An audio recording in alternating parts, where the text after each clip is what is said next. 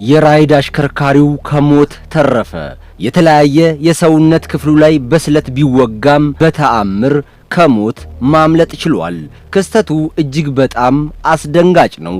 ሁላችሁም ጥንቃቄ ማድረግ ይኖርባችኋል ሲል ፖሊስ አሳስቧል። ይህ አሳፋሪ ድርጊት የተፈጸመው በአዲስ አበባ ከተማ ነው።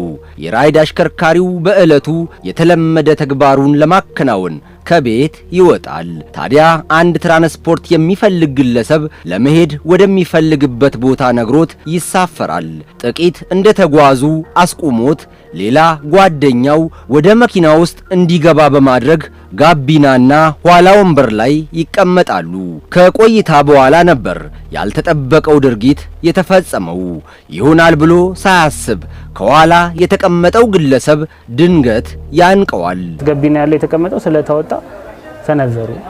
ከዛ በኋላ በቃ ራሴን ለመከላከል ስል እኔ በግራ እጄ ስለቱን በመከላከል ሰዓት 5-6 ቦታ ወጉኝ እጄ።